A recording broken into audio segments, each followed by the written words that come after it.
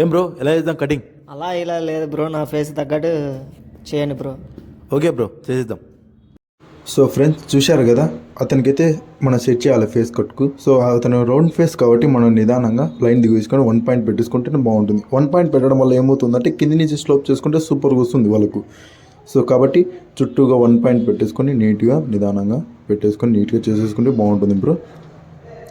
కొంచెం నీట్గా లెవెల్ చేసుకొని బాగుంటుంది చేసేసుకుంటే బెటర్ బ్రో.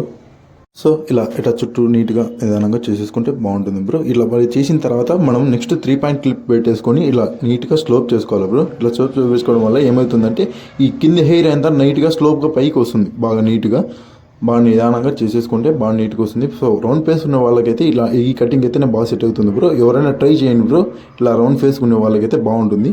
సో మన ఛానల్ కొత్తగా వచ్చిన వాళ్ళందరూ ఉంటే సబ్స్క్రైబ్ చేయండి మన ఛానల్. ఇలాంటి మంచి మంచి వీడియోలు ఇంకా చాలా వస్తుంటాయి.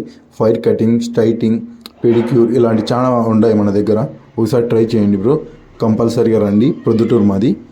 మన వీడియోలు కొత్తగా చూసిన వాళ్ళైతే సబ్స్క్రైబ్ చేసి అందరూ షేర్ చేయండి బ్రో, మర్చిపోకండి. ఇలాంటి మంచి మంచి వీడియోలు ఇంకా పంపిస్తూనే ఉంటాం, మేము యూట్యూబ్లో పెడుతూనే ఉంటాం. మీకు ఎలాంటి కటింగ్స్ కావాలో ఒకసారి కామెంట్ చేయండి, ఆ లెవెల్లో మేము కటింగ్ చేసేస్తాం.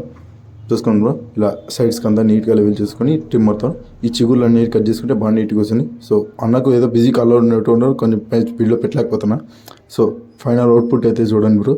బ్యాక్ సైడ్ 3 లైన్స్ పెట్టేసాం, నీట్గా చూసుకుంటున్నాడు. అన్నీ అయిపోయింది. ఓకే, ఒక బాగా నీట్. కస్టమర్ కూడా బాగుంది అన్నారు, సాటిస్ఫైగా అన్నారు.